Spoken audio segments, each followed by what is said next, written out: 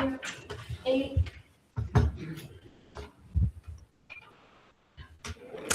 Good evening. The Rio Rancho Public Schools Board of Education meeting for Monday, January 26, 2026 is now called to order. If I will please arise for the Pledge of Allegiance led by Seth Muller. I pledge allegiance to the flag of the United States of America and to the republic for which it stands, one nation, under God, indivisible, with liberty and justice for all.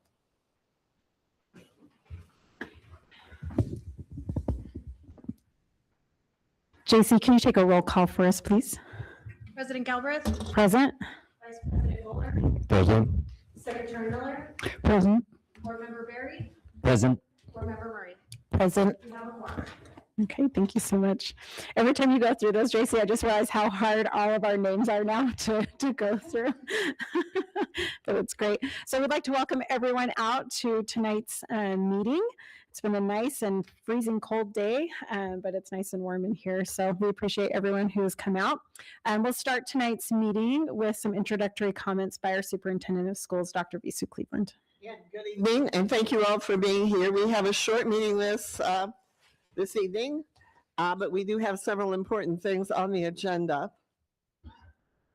We have a report this evening from our Information Technology and Cybersecurity Department. This presentation will be made by Scott Leppelman, who is our Executive Director for Information Technology. Every single aspect of our school operations are impacted by IT, and security breaches are very costly when they do occur. And so ensuring access as well as security is a challenging task, a balancing act, but it is incredibly important to every aspect of the things that we do every day. The department experiences many challenges and threats daily and has taken many preventative and proactive steps to protect Rio Rancho Public Schools. We had an incident in our state not too long ago where there was a major breach of Power School, which is the student information system most districts in the state have used. And we escaped that. And we were the only district to escape it. And it was because of the good work, preparation that enabled us to survive. I could share, and I won't go into any great detail, but it literally brought some districts to their knees in terms of access to vital information that they needed. So we appreciate the IT department's commitment and their many efforts to keep student, staff, financial, assessment, and other important data secure. We have a request for proposals, and it has to do with an aspect of food service.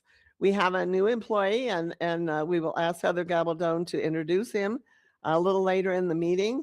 But Chris Thweet is our Director of Purchasing, as well as our Chief Procurement Officer. Every school district is required to have a Chief Procurement Officer, and the requirements for that position and responsibilities are very clearly laid out in regulation and statute. He will be presenting information for your consideration for RFP number 2026-12. And this is on behalf of the Student Nutrition Department. And the purpose is to secure food service vendors for school stores and for co-curricular programs. One of the things that is really important for everyone to know is that they have to meet all of the standards and requirements related to the Nutrition Standards Act, as well as the Smart Snacks in Schools standards for all foods sold in schools, even those that are sold outside the regular duty day. And the evaluation committee has recommended a multi-award to 2 vendors, and both of those vendors are local, and that's always, we always are very pleased to see that. And it's, again, it's, you can probably guess who they are. One is Chill Zone, who is a local business and a former employee, actually, of the school district.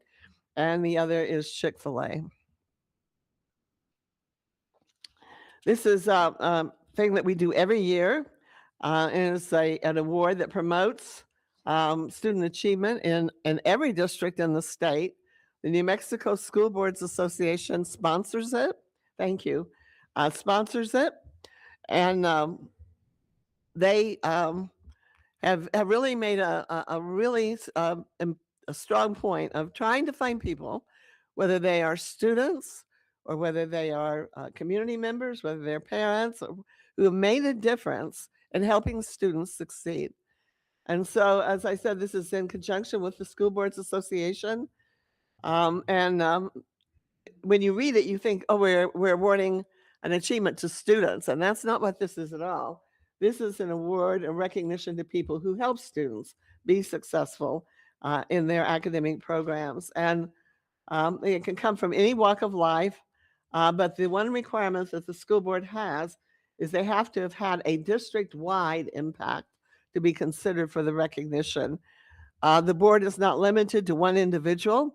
However, the School Boards Association will only fund one award, and if we would like to give additional ones, then the local board fronts the cost for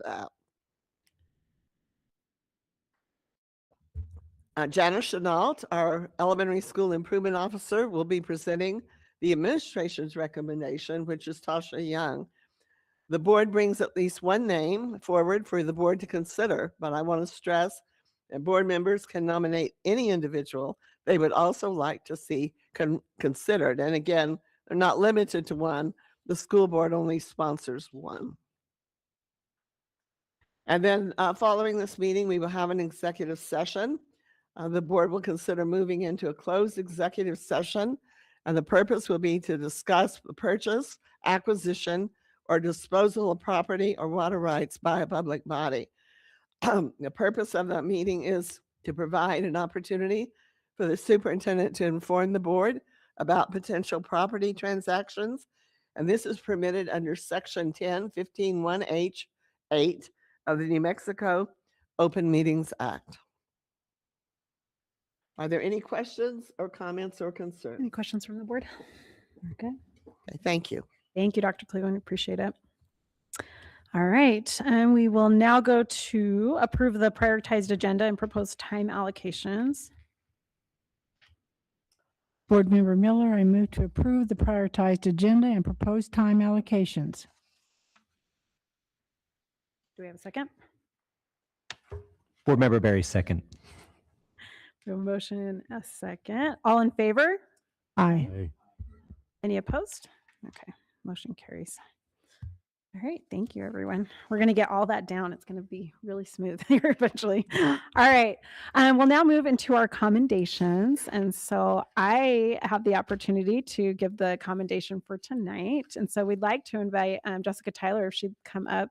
You get to be on this side of the, of the board. I'm so glad that you are here. I wanted to talk a moment about Jessica, and I'd love for if Dr. Cleveland has anything to say here in just a moment as well, that she's welcome to do that. And then, of course, we want to give you an opportunity to speak too. But let me find my notes, which are in my phone. So, many know Jessica Tyler. She has served in the community for a long time. She's worked with the Bernalillo County Sheriff's Office. She's worked with Albuquerque Police Department, as well as Farmington Police Department. And then when she finished all of that, she thought, maybe I should try teaching. And so she came to Rancho Public Schools and taught it was 1 year, right? During the best time in all of history, which was right in the middle of the pandemic. Yeah. And she taught psychology, if I'm remembering right. She actually ended up teaching my daughter, and that was the first time I had met Jessica Tyler. Was on a virtual IEP meeting with my daughter, and she was the teacher that was there. Little did I know that you were going to end up running for board at that time. Since she's been on the board for the last 2 years, she has served as our board secretary. And I am so grateful for her. Whenever we had just anything policy that would come up, legal things that would come up, I would always look to Jessica she has such a good eye for those things. And I was just always would appreciate that. She could find the language. I was like, it's good, it's fine. And then she would see something in there that needed to be changed, or just, that it could have different meaning. And so I was so grateful for your time on the board. And I feel like I've kind of just developed a friend too. And so I am so grateful that I've had the opportunity to get to know you. So, Dr. Cleveland, do you want to add anything? Thank you. I've had the privilege of knowing Jessica Tyler for a long time. We sat on the bleachers in some of the coldest, windiest weather during baseball season. So I had a chance to know her for a long period of time as a parent, and then certainly as an educator, and then as a board member. And there's so many things you could say about the abilities that she brought to the board.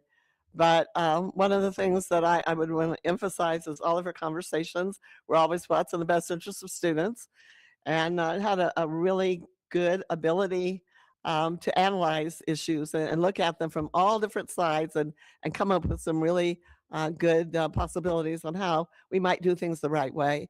And so always committed to continuous improvement, always committed to trying to make things better for her board colleagues, but also for staff, and certainly always for students. And so it's just a pleasure to have her to come back and have an opportunity to express that appreciation for her many years of service to the district, but particularly her years of service on the board. So again, thank you, and we appreciate all of those many efforts.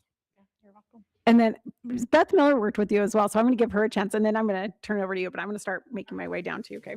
Good to see you, Jessica. I just wanted to express my appreciation to you as a new board member a couple of years ago. I asked you a lot of questions, and you were very gracious to spend time answering my questions, and I appreciated your honesty, and miss you. Seth is fine, but I miss you. Thank you for coming back tonight. You're welcome. We're going to clap for her really quick. Thank you.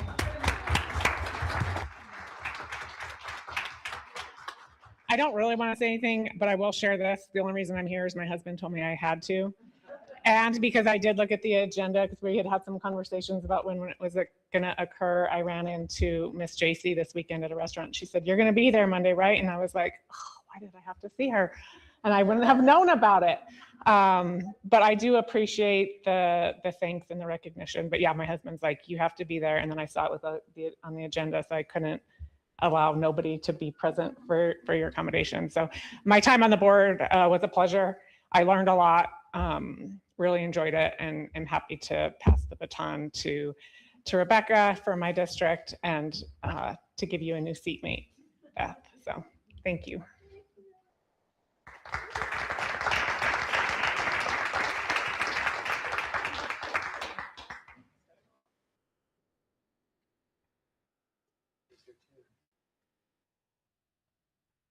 I had to put on real clothes again.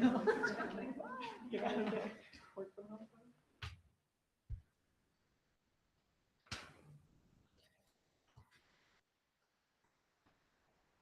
Thank you.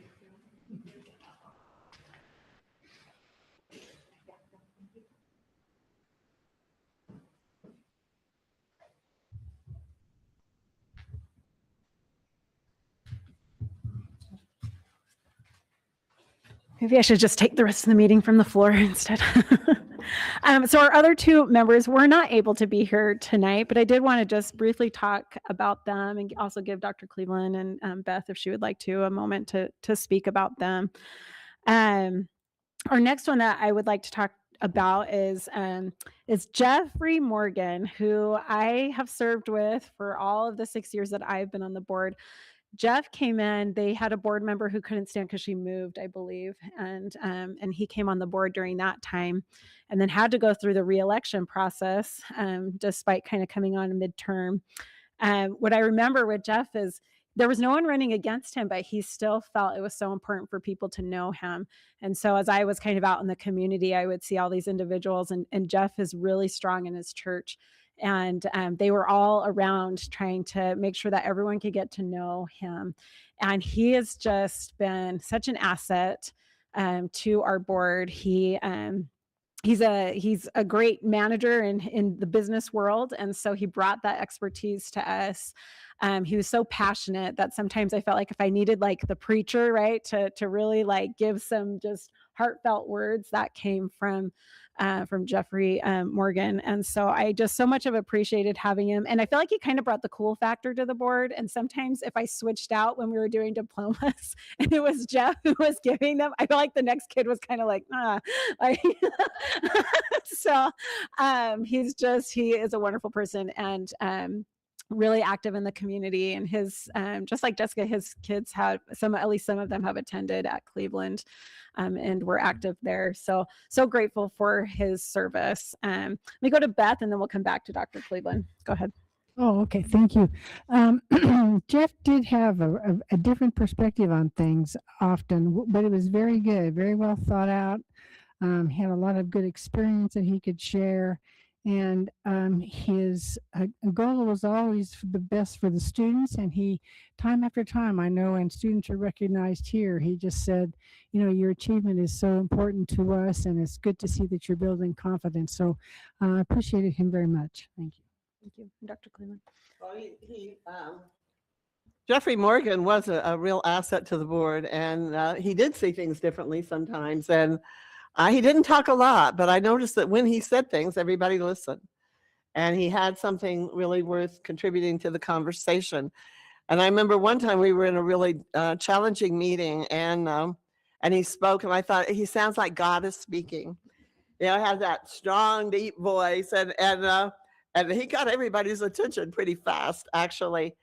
But always, another person always committed to trying to make things better very much. He talked a lot in his business about continuous improvement and always looking to just be a little bit better than you were the day before. And he certainly carried that same philosophy to the school board. But it was a pleasure to have on the board. And he just had an absolutely wicked sense of humor sometimes. And if you heard him, you wished you hadn't heard him, because you trying to swallow the laughter at the board table. But always very very dedicated to the district, and so we do thank him for his service. Thank you. We'll give him an applause from afar. And I have his, so he'll come in for that. And then our last board member that I get the opportunity to speak about is Mr. Gary Tripp. And Gary, he brings over 40 years of education experience. He's been a teacher, he's been a principal, he's been an athletic director, he worked for the NMAA. He's still working with schools. Right now, he's currently on the Board of Regents for Highland University and is just really enjoying that role. He just is about bringing money into those classrooms and supporting teachers. And that's always been so important to him. And I always love to say, which I don't know if he always appreciated, but he was my principal when I was in high school. And so for me, honestly, it was really a sweet experience to be able to be on the board and just think of how our community works. And what a neat thing that someone who had been my principal at one point, now we're both working for students together. But he loves our community. He loves all of New Mexico. Something that's almost annoying, but also really a wonderful thing about him is that whenever I was out with him at school board conferences, he knows everybody. He knows everyone. And so everyone would come over and they would want to talk to Gary Tripp. And if he didn't know them, he worked really hard to get to know individuals and really make those connections that would help our district. He wanted to work on all sides of the aisle and be there for everyone. It was all about students. And so really appreciate board member Gary Tripp. While he served with us, he was a board member here, but he represented us with New Mexico School Board Association. He also worked on the resolutions committee, which sometimes that's why he would try to tell us to bring them down a little bit, because they had a lot of resolutions that would come in. But he's done a great work for our school district over the years. So Beth Miller. Yes, I had known Gary before, but I wasn't quite, I didn't quite know all of his background. So as I worked with him, he really was just like an encyclopedia, if you will, of information about the public school systems and the PED in this state. So I learned a lot from Gary. I learned a lot from all of the former board members, and appreciate them all very much. Thank you, Dr. Cleveland. There is, I've known Gary Tripp a long time. those of us who know him well say he knows half of the state and the other half he's related to. Yeah, that's true. And so he is the one that can work a room and always knows somebody who is there.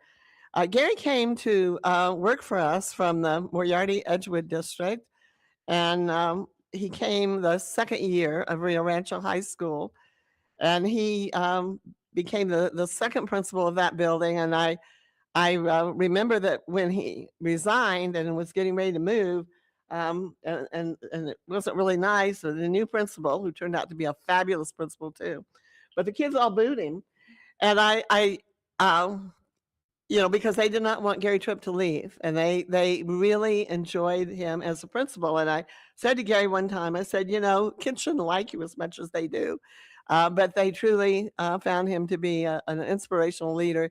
When he came in, we had some real challenges, and I was worried about keeping that staff. And once it was announced that Gary Tripp was the principal, that all stopped. Everybody was just kind of breathed a sigh of relief. And so he was a principal there for several years. And because Gary was so well liked, he was bringing people with him from Moriarty Edgewood. And one day I was in the Capitol, and the First Lady, Alice King, grabbed me by the arm. And she said, "Sue, I want to talk to you." And so I'd known her forever, known the family forever. And she said, "Don't you take one more person out of Moriarty Edgewood School District. And you tell Gary Tripp that as well." And I said, "Well, we're not recruiting them." And she said, "Sue," and I said, "Yes, ma'am." I understood. But he brought a lot of really wonderful people to this district with him. And that list is long. He went on then to be the executive director of the NMAA, which was his dream job, the job he always wanted, and did a great job there. It was nice to see him come back and be a board member as well. And I always think of Gary as a challenger for the underdog, always wanting to be sure that all students got a fair deal and a fair opportunity. And he was really committed to making that happen. And so Gary has contributed in so many ways to education in our state. And I'm not at all surprised he's now on the Board of Regents for New Mexico Highlands University.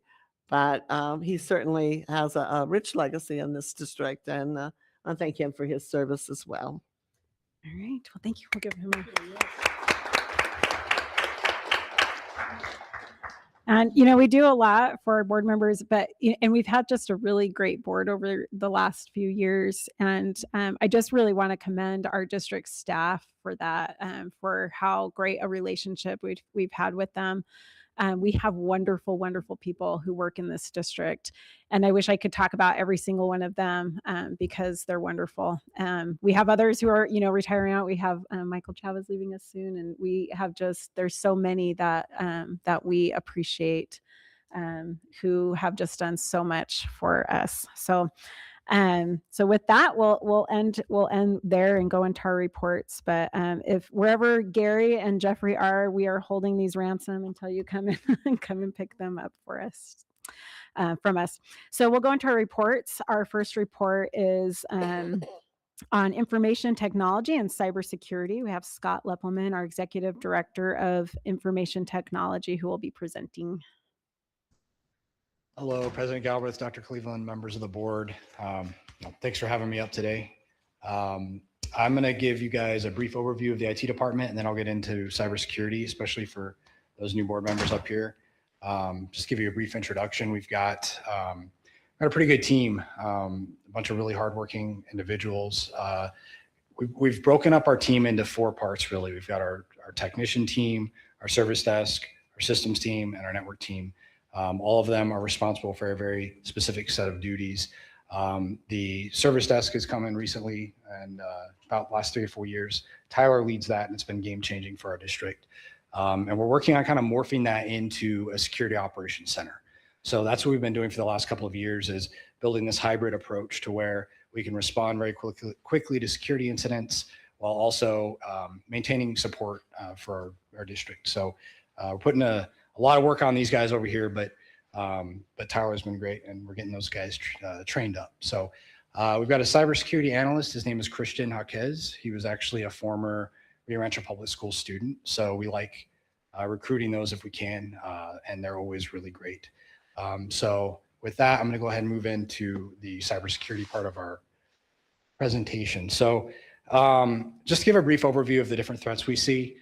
Some of you are, I'm sure, are familiar with these, but about 90% of hacks or any sort of vulnerability breaches come through phishing attacks. That 90% can include social engineering, ransomware, malware. A lot of them are designed just to trick a user into providing information, whether it's password, whether it's information, bank account information.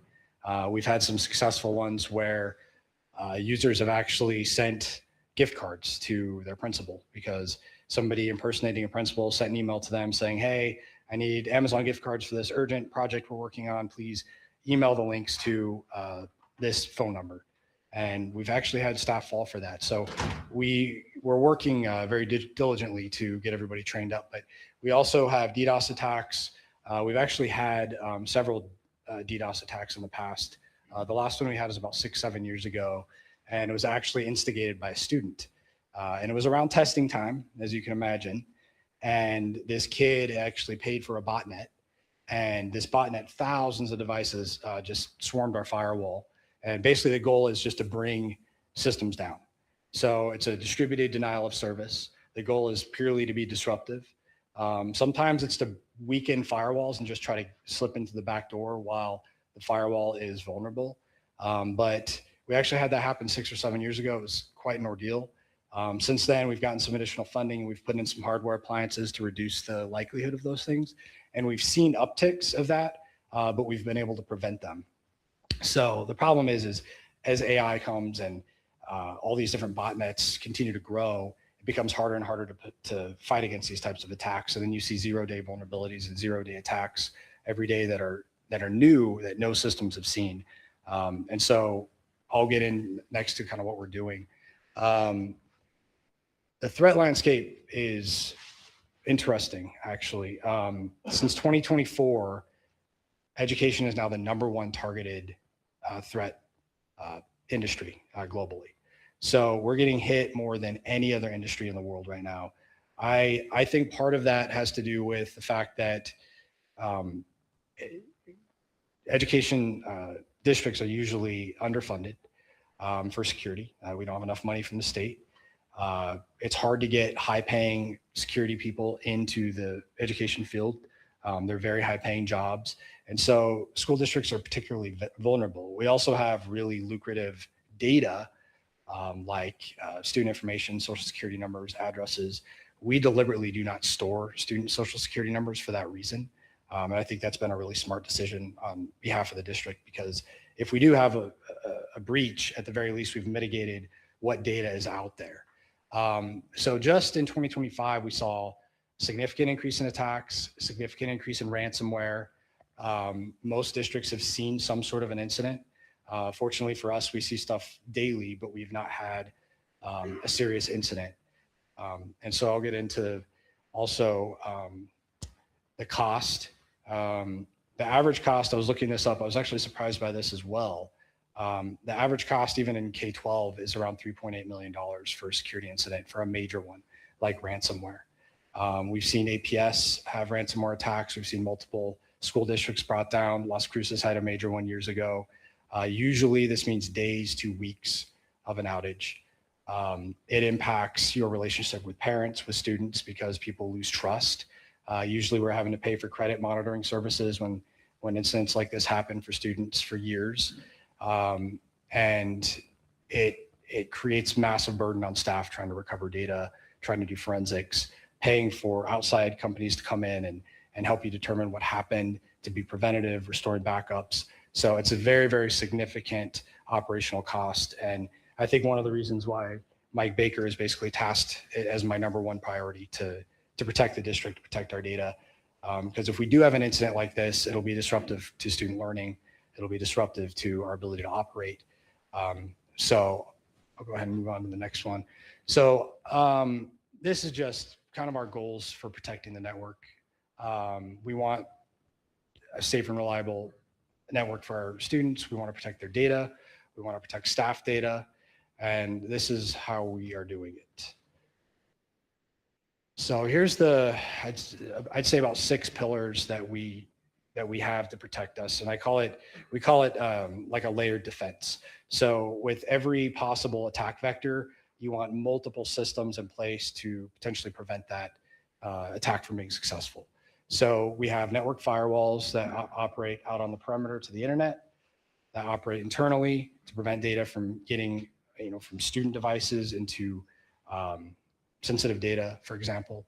We have endpoint security, which is more of a behavioral type of antivirus, which looks for odd behaviors on devices to prevent executions of malicious activity. We also have a very robust disaster recovery 3-2-1 type of policy where we put 3 different copies of all of our backups into 3 different locations, 3 different types of medium, so that if something is compromised, it doesn't spread out through the rest of the backups. They kind of stay isolated. And we also air gap our backups, which means they don't have access to the network. They don't have access to the internet during the time they're sitting still, basically. We have web safety policies in place, which brings our firewall is involved in that, but also we have an application called Securely that sits on our Chromebooks, which protects our students at home and here at the district when they're using internet on their Chromebooks. We have a very robust internet security application called Abnormal, which basically uses AI to analyze every single email that comes through to determine if there's something odd about that email that needs to flag it and prevent it from getting into the user's inbox. That system can also help us pull emails out of users' inboxes. And it's also the system that we use to do our security awareness, which basically right now what we're doing is we're sending out monthly simulated phishing emails. And if our staff clicks on one of those emails, they'll get training. And sometimes people aren't very happy about those emails that come through, but I think it's significant because since 90% of those threats come in through email, our staff are really our number one threat response, right? So if our staff don't click on the email, if they don't download that malicious software, then we don't have a problem in most cases, right? So that's really something we're trying to ramp up and target. And you'll probably see me here in a couple of months looking to put in a new email policy out that actually mandates that training. Because I think it's probably the most important thing we can do in addition to all the other threat responses we have. So go on to the next one. So we try to do a lot of proactive processes from vulnerability scanning. We do that daily. We're doing monthly audits of those scans with all of our teams to determine which team needs to do what to remediate any vulnerabilities we see on the network. We do yearly penetration testing. So we bring in a third party, they come in, they basically try to hack our network from outside the network, from inside the network. They tell us what's vulnerable, where our problems are, what needs to be patched, what needs to be fixed. We go through, we remediate it, we do it again the next year. We've improved our software vetting practice because software is another really, really large threat vector where you see a lot of malware. And so we don't install or allow the installation of any software on the network without it being vetted and deployed centrally from the IT department. And that's been a very, very positive policy because we've seen a lot of malware in the past, years and years and years ago before we started these practices come from that just kind of shady software that people download. And then the phishing simulation training, which I touched on, this is actually an example of simulation set in the last 90 days. So you can see we set out a lot. That's to all staff, right? Multiple times. And then we've also varied those. They get staggered. And so the 31% number is actually just the people that clicked on the email to look at it. That's not necessarily the bad part. The 7% is the bad part. And that number is actually quite a bit lower. When we've done simulations years and years ago, the number was 30, 40, 50%. So we have made an impact, I think, over the years of teaching our staff to look for emails, kind of be paranoid when they see emails, really teach them to look for impersonation emails because those are the most likely ones to be successful, right? We've seen impersonation emails come from Dr. Cleveland, from board members, principals, teachers, just about every job title. And then the number we're really trying to bump up here is when people do click on those links, we want them to do the training. That's only about 3 to 5 minutes of training. They look at it, they read it, they answer a few questions, then they're done. So we're trying to bump that number up. But I do think that this is probably the area where we need to focus the most over the next few years, is really training our staff on what to look for so we can be vigilant. So this is what we're automatically remediating, at least on the email side. This doesn't include viruses, what's coming into our firewall. I just wanted to show email because this is very significant. In 90 days, we've remediated or blocked 2,700 malicious emails, from ransomware to malware, the list goes on. 1,300 of those were impersonation attacks. So pretending to be a Rio Rancho employee, or somebody associated with Rio Rancho. Move on to the next. And then these are basically the ones that get through. It's, depending on the month, 5% or so. And then the Security Operations Center needs to remediate it. So in some cases, people will report these and then they'll get remediated on their own, or we'll remediate it, or we'll see a breached account that'll be remediated. Many times those are automatically remediated when we see the breached accounts. But so these guys are left with, about 5% left over to where we're having to manually make some changes and remediate those things. Obviously, we want that number to be as low as possible. So we're putting in as many systems and policies in place to do that. And we can tweak things. Sometimes we over tweak it, make it too strict. Sometimes we tweak it back and we make it too loose. So it's a constant game of trying to figure out, well, how do we put in as much security as possible without negatively impacting our staff's ability to do their jobs? And that's probably the hardest balance to take, because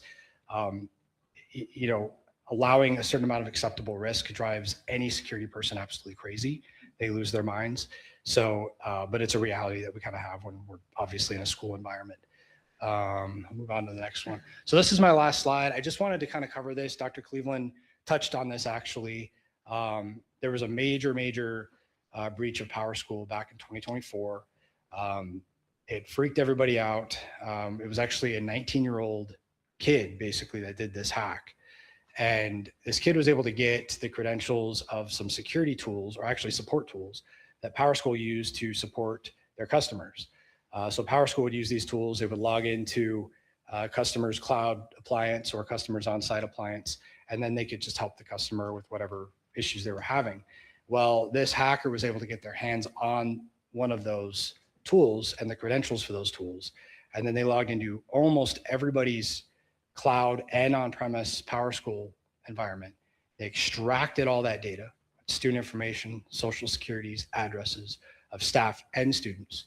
And then they held all those districts at ransom, said, you need to give me this much money, and basically I'll prove to you that all the data is wiped and it won't be leaked on the dark web. And so obviously the second we found out that happened, what we did is we did forensics on our server.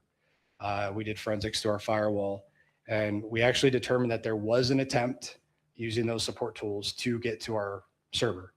The reason it was unsuccessful is because we practice something called zero trust security, which is basically the standard now, but it's really, really hard to implement, because zero trust means we don't trust anything. Everything starts off blocked, and then you allow what you know you need.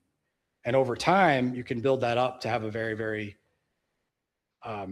particular and efficient security policy, but it's very hard to implement initially.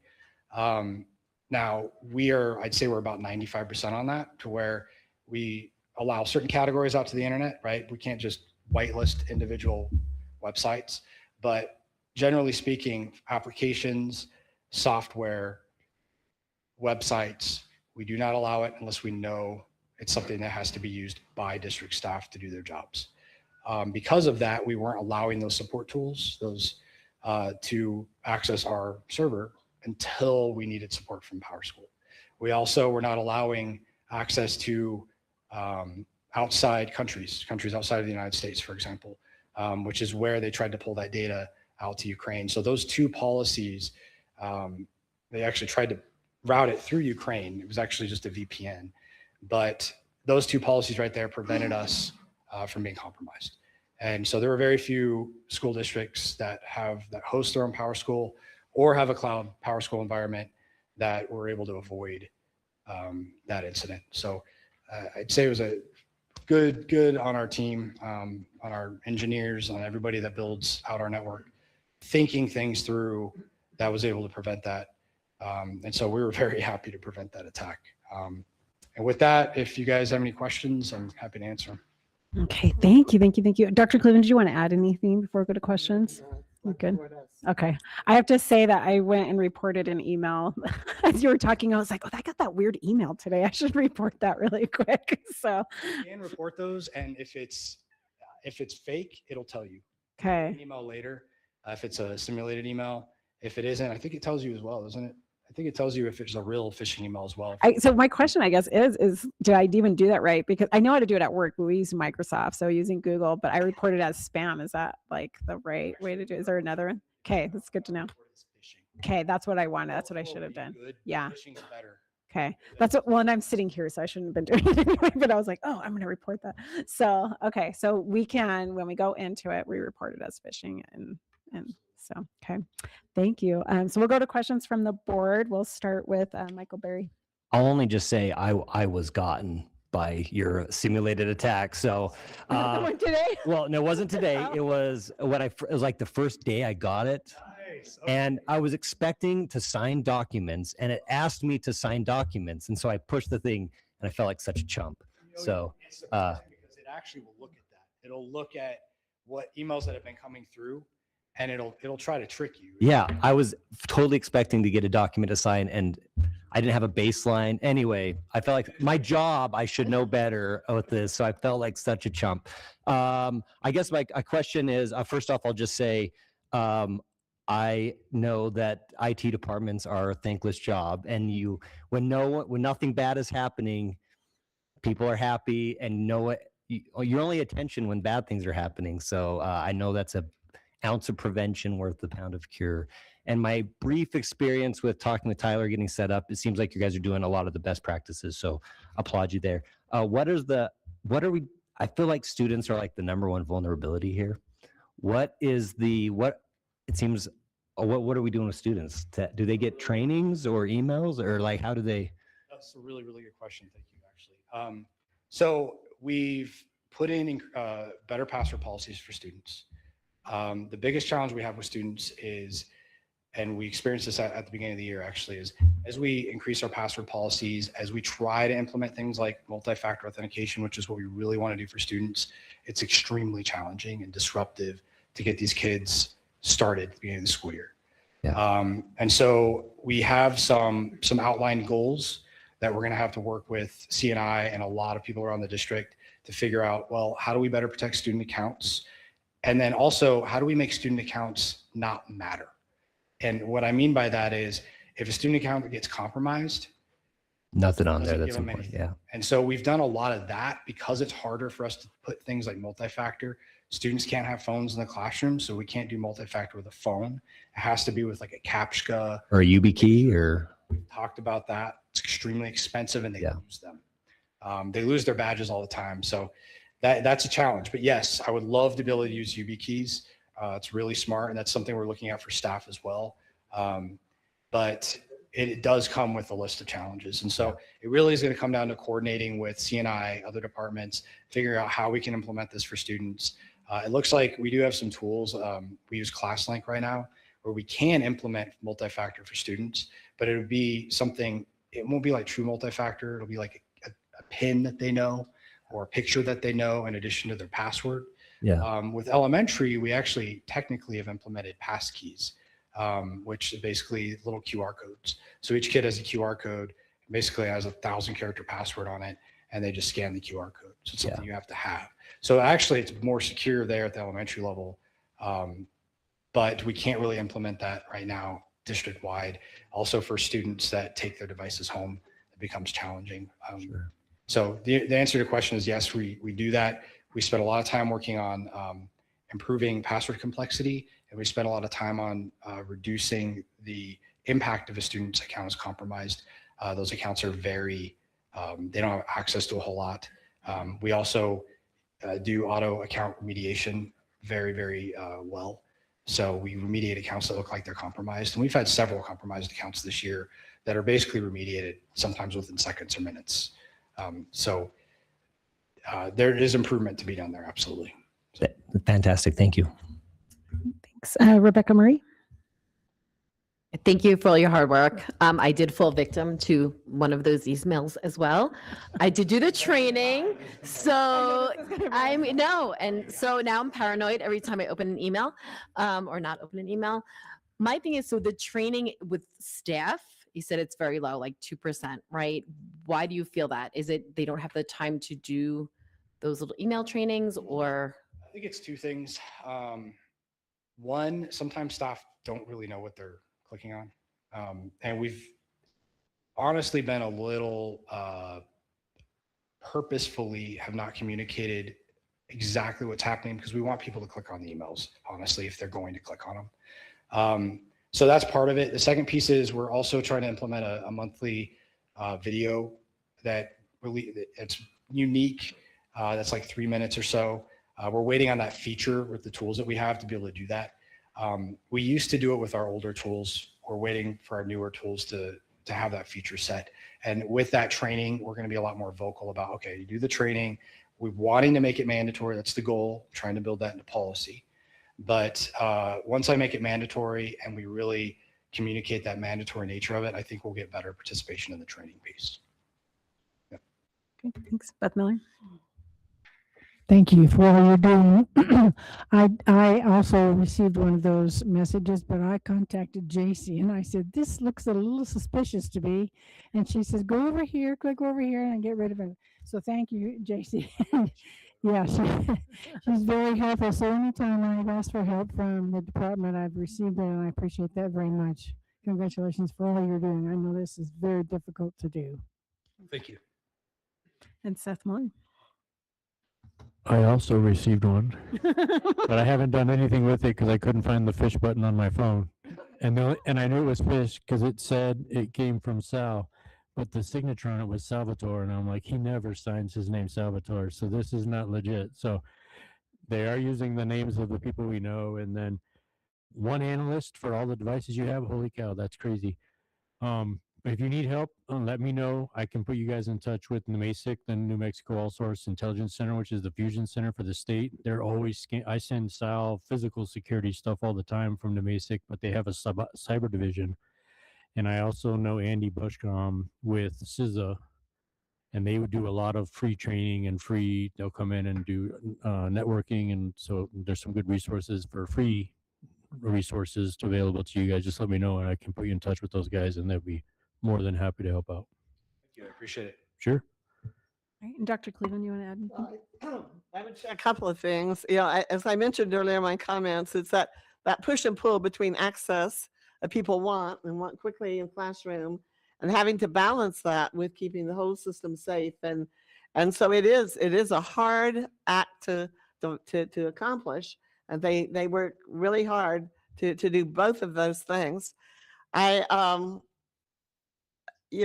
are so many things that impact IT, and we had an event this weekend, which was just like a weekend, maybe a week or two before that, and get a call from Scott and said somebody has spliced the fiber again. And I will tell you, when that happens, it's a really funny thing in a sense, but the school personnel are like the Walking Dead. They hardly know what to do, because everything that we do is so wrapped into our attendance and our phones and our, everything. And so how do we move forward?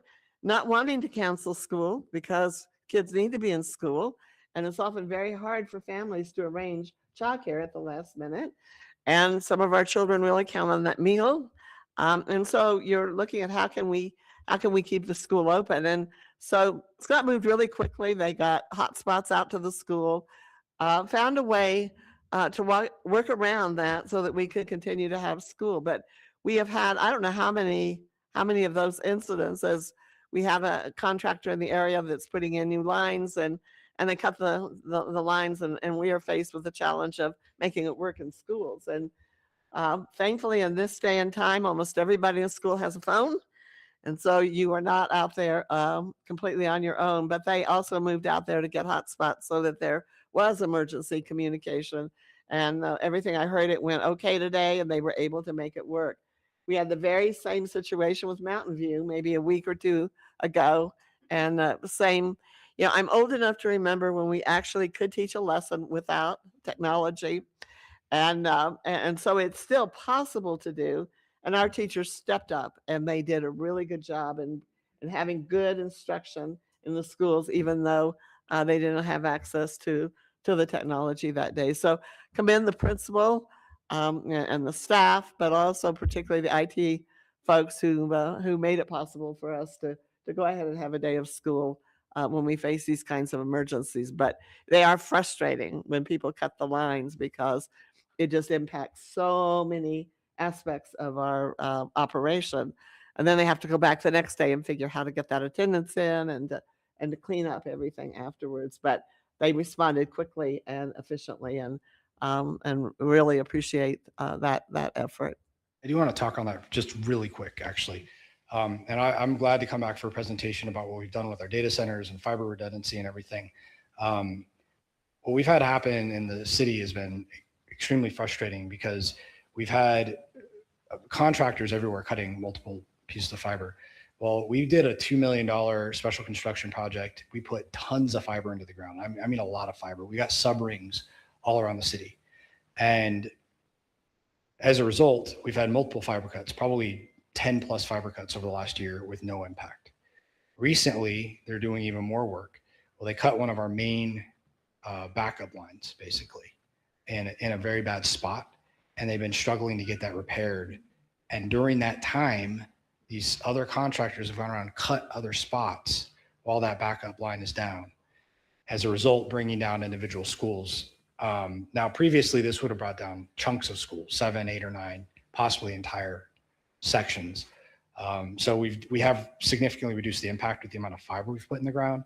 But even with that, we've still encountered such a rapid succession of cuts in different areas around the city that it's creating problems. So I've been trying to work around with our contractor to get the people that are doing this reported, try to put a halt to some of it, see if we can be preventative while getting our backup line prepared, which we should have repaired really soon. It was a major, major cut in a really bad spot. So I just wanted to touch on that briefly, and then that's all I got. All right. Thank you. Any other questions for me? Thanks, Scott. We appreciate you coming in. Thank you. I will say, as I've watched Stranger Things with my kids this last time, I said, yeah, that's the way we used to do it. Like they would show the different technologies in the classroom. I'm like, that's how we used to learn right there. It's just interesting to see the disbelief. We won't have our printers, and we won't have our phones, and then how do we take attendance, and how do we get, Yeah. But there were some really solid workarounds, but we're hoping that they can get everything installed and we'll quit having this as a weekly occurrence. Yeah. Very frustrating. It is frustrating.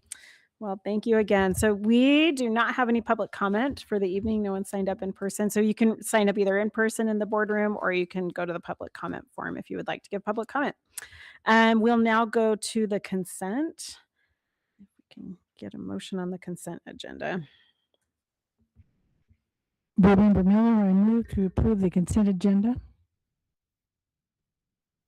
I second Rebecca Murray. Thank you. So we have a motion and a second, and all in favor? Aye. Any opposed? Okay, motion carries. Okay, we'll now go to the business portion of our meeting for tonight. Our first will be to consider the award of RFP number 2026-021-SND, food services vendor for school stores and co-curriculum programs.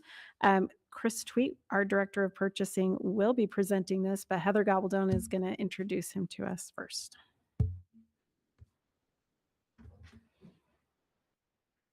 Good evening, Board President Galbraith, Superintendent Cleveland, and members of the board. My name is Heather Gabaldon, and I am the Interim Executive Director of Finance. And tonight I would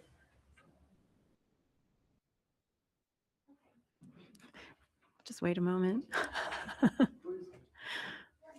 Mostly because I can't hear you on the feed then. Heather, we just wanted you to have to stay up here longer with us. So. do I need to start over? I think you're okay to. I'm okay? Yeah. Okay. Hey, good evening. Tonight I would like to introduce you to Chris Tweet. He is our purchasing director. He came on board with us about a month ago. and has really hit the ground running. He replaced Michael Madrid, who left in November. And he comes to us with a wealth of information about public school district purchasing. He spent 10 plus years at Roswell Independent Schools, 7+ years at the New Mexico Public Education Department in the Capital Outlay Bureau, and most recently was at the Central Region Educational Cooperative. So we are very fortunate to have Chris join our team, and we really look forward to continuing the great work that happens in the purchasing department of finance. And with that, I'll turn it over to Chris. Thank you. Thank you. Board President Galbraith, Superintendent Cleveland, members of the board, thank you for having me here. It's nice to be here.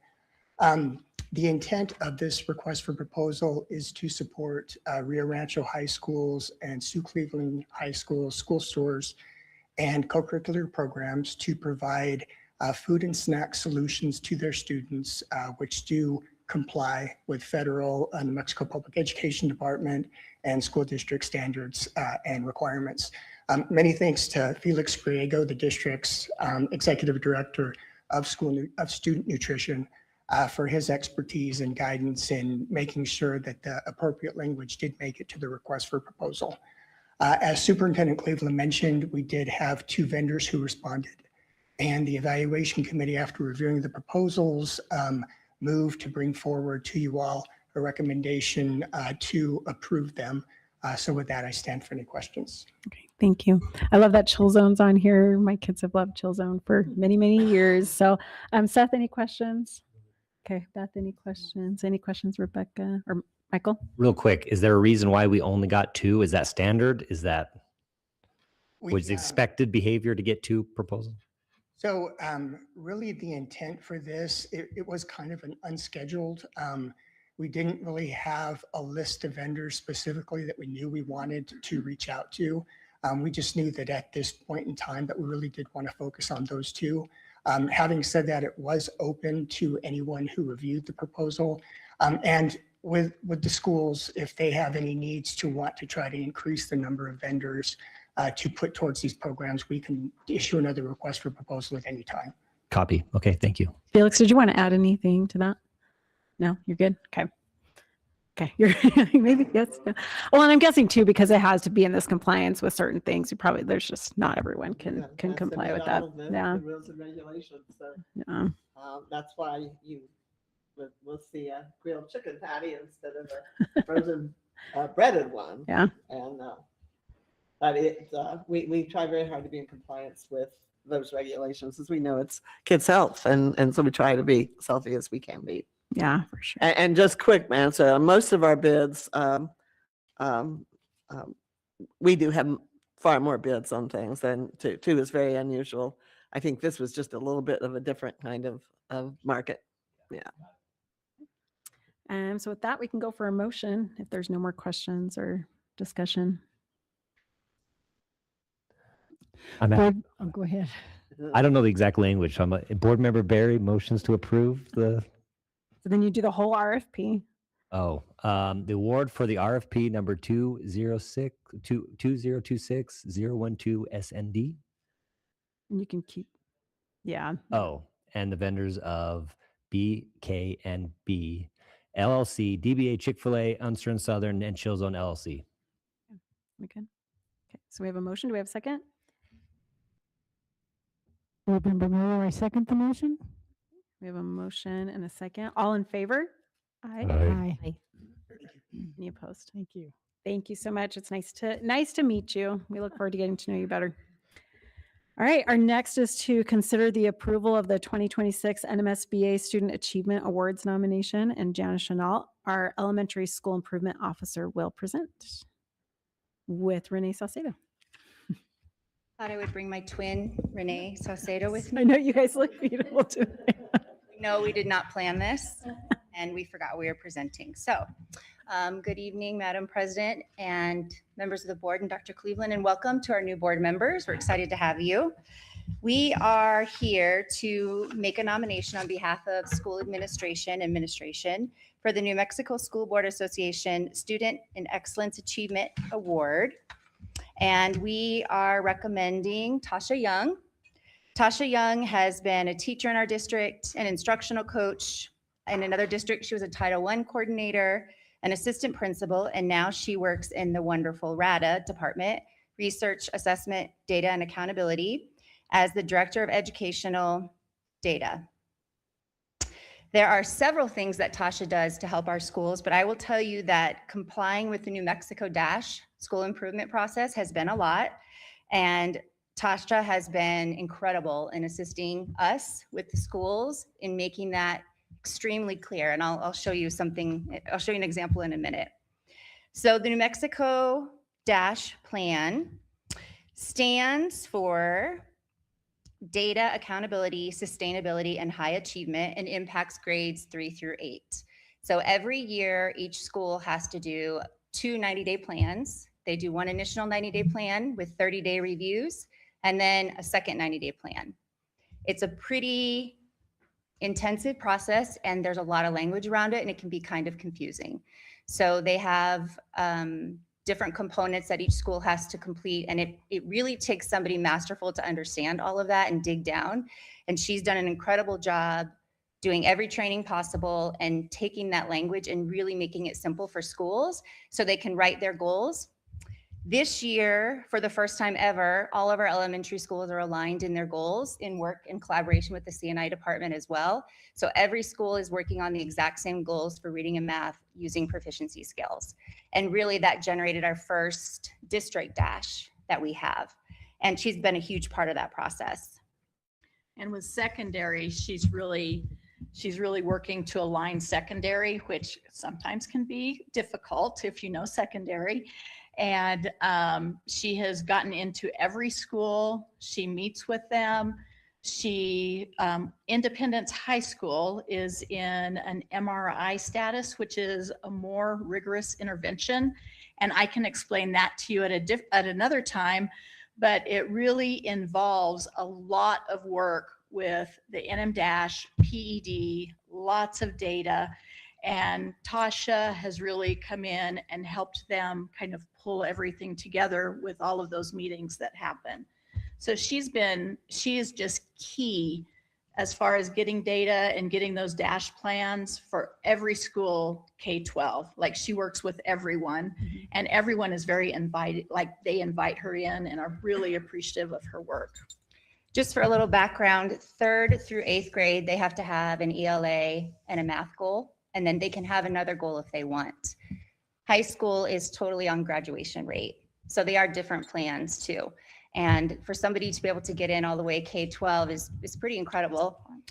This first 90-day cycle, we got feedback from the PED for probably the first time. I think they hired more people and we all got feedback. Every one of our plans had maybe one comment, but they were all very well received. But we had one school that had 100%, and that was Cleveland High School.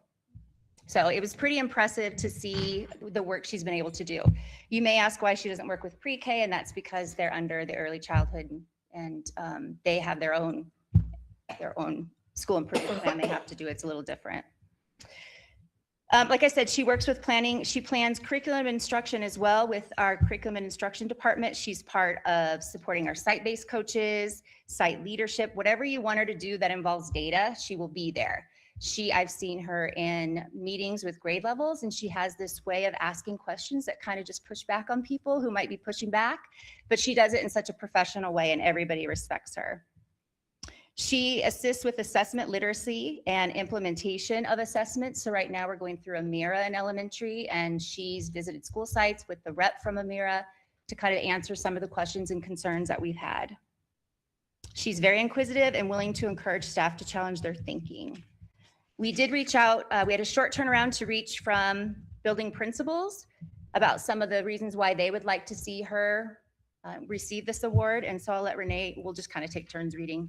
Tasha actively and consistently pursues our team when it comes to NM-DASH work, ensuring we never feel unsupported. She is not afraid to step directly into the work and literally coming into the room with us to provide hands-on support in whatever way is needed. She takes something that is typically high stress and reduces that stress for me by 100% through her presence, expertise, and commitment to helping schools succeed. Another administrator said Tasha has been an integral part of our DASH team over the last 2 years. She has really helped to make an ambiguous plan concrete, digestible, and achievable. She is completely invested in our school pride, its goals, and successes. Her kind approach and fun nature makes it easy for our team to get engaged and excited about DASH in a way that makes the plan livable and doable. Every administrative team across the district is so different, but they all feel the same about her. So she's able to go into all of those different situations and just kind of mold into what that school needs. And this one's kind of long, so I will just take one paragraph from it.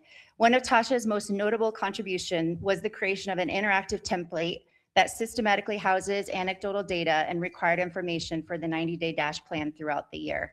This template is both user-friendly and robust. It streamlines data entry for teachers, organizes evidence of practice for administrators, and produces consistent documentation for submission to the state platform. Because of her design, teams are able to collaborate more efficiently, reduce duplication of effort, and maintain a clear audit trail of progress and interventions. The template has been extremely useful in ensuring that all aspects of the 90-day plan are completed thoroughly and with fidelity. So I think we have an example, and this is actually a vision test more so than it is, so you can see. And this looks really complicated, but you can see in the yellow when you're able to see it on your computer and zoom in, she literally has questions for them to think about as they answer every part of their DASH plan review as they go through it. So she's helped some teachers write, and then now in some teams, she's just observing. She's been pretty incredible. So that is our recommendation for possibly one of the candidates to receive your award, and we stand if you have any questions. Okay, thank you. Thanks for all of that. It was fun getting to know her a little bit better through all those things. Dr. Cleveland, did you want to add anything? I would just support what's been said. She makes a difference, and she makes that difference district-wide. We have so much data, but the important thing is, can you take that data and use that data to drive instructional improvement in the classroom and school? And she makes that a reality in our schools. It helps support our staff. The whole RADA department does a phenomenal job with that. We're very lucky to have that department. And but Tasha has certainly gone beyond the call of duty, particularly this year. And so I strongly support their recommendation. If I may add, Dr. Cleveland, to your point, that's one thing that we've noticed. She's taken all of that data and really made it simple for the schools, like created presentations for them so they can just drill down and have conversations instead of trying to figure out how to understand it. I think that's the most important thing. And you'll see in some of our winter data, at least in elementary for sure, we have some incredible results. And I would say that she's been a huge part in that success. We have some great secondary results too. Oh, I love that. Any questions from the board on this one? I move to approve Tasha Young as our 2026 NMSBA Student Achievement Award that comes from the Rio Rancho School District. I second Rebecca Murray. And all in favor? Aye. Any opposed? Motion carries. Thank you so much. Thank you very much. And on this one, before we move from it, if there is anyone else that we would like to nominate this time, we are able to do that. Typically, we do one. Sometimes we've done more in the past. So, okay. So we're good with that. And so our next item, I'm just going to give a little help with as we go into it. So we're going to consider moving into an executive session. I'm going to read this out through here, and I think it would be appropriate just because everyone's still learning all of our ways. You could just say so moved if I read out the whole thing, and then someone can second it. And whenever we go into an executive session, we always do a roll call vote for it. So just to help everyone to know what we're doing. So on this one, so for this item, it's consider moving to a closed executive session to discuss the purchase, acquisition, or disposal of real property or water rights by the public body, specifically for the superintendent to inform the board about potential property transactions as permitted under section 10-15-1H8 of the New Mexico Open Meetings Act.